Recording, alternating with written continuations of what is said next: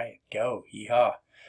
All right, so a couple things I've noticed when you guys are working on projects, whether it's like the double exposure, whether it's any of these where we're importing images off of the internet or even your own images, and a lack of quality. Some of them are super pixelated and kind of hard to see and just not very good quality. One thing that we really want to focus on is quality.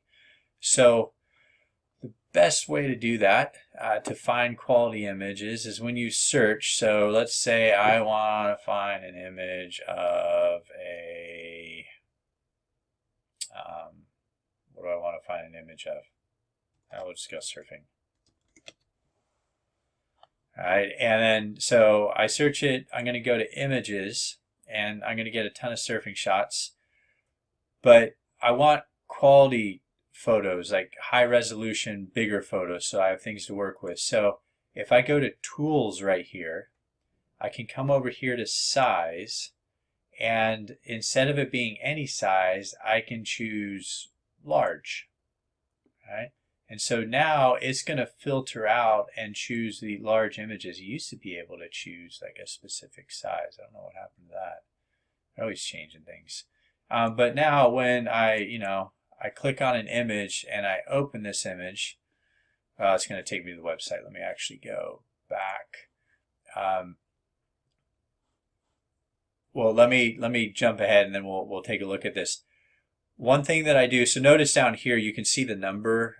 This is 2000 by 1334. Okay, that's the resolution of the image, the dimensions, and that's a good size. A lot of what you guys are turning in are like 200 by 300, and it's just really tiny. And so when you make it big enough to see, it just becomes all these blocks and pixelated, and isn't very good quality.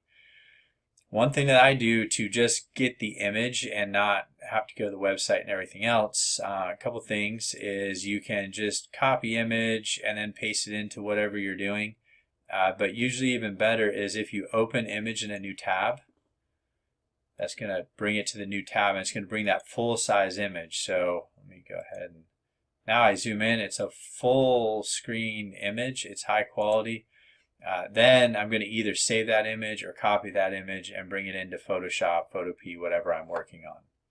All right, so I'll do that with a couple more just so you get a chance to kind of look at that. So again, whatever we're surfing, so let's go skating now. And I go to, so it'll bring up all, and it's going to bring up websites and places to go and everything else. I'm going to go to images. Oh, I should clarify, I don't want ice skating. Let's go skateboarding. Whoops. Okay, so we're on images. I want to go to tools and I want to choose my size and I want large images, right? Because if it gives me like icons or small images, so let's just go to all and see if we can pull up some like tiny stuff. Let's look at this one. So this one's actually a good size. It's a cool shot. So see, this one's 816 by 545.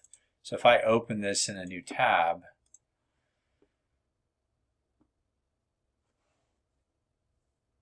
maybe.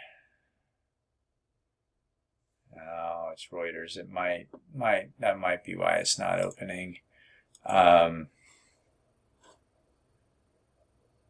Okay, I don't think it's going to let us go to that, so that didn't work as a good example. Let's see if I can find something else that might be kind of smaller. That's big. That's big. Look, now I'm trying to find something small and I can't find anything. All right, this one's small.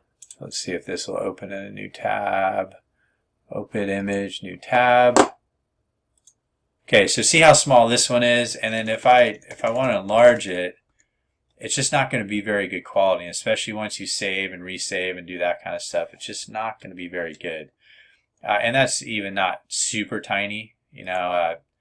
600 isn't terrible for just viewing on screen.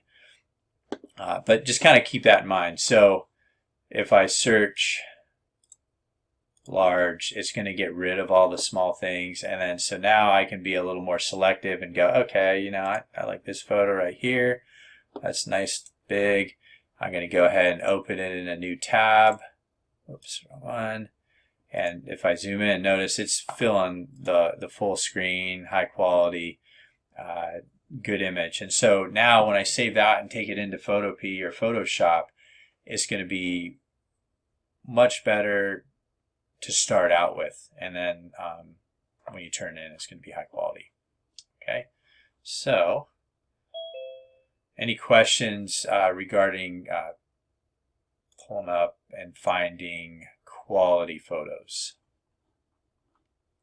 That's gonna, and there's other settings, you know, if you're looking for a certain kind of color theme, so I'll click on yellow and this yellow one will end up showing up, but everything kind of has a lot of yellows in. So if you are working on a project and you want to kind of maintain a theme or contrasting colors or things like that, complementary colors, you could use that to find images in any colors. If you want it black and white, you could search black and white.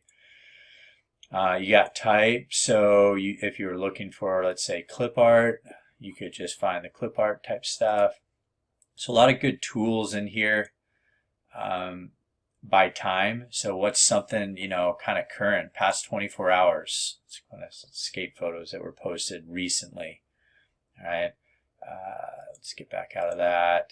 Usage rights aren't too important for us in class because it's a class and we're using things for learning.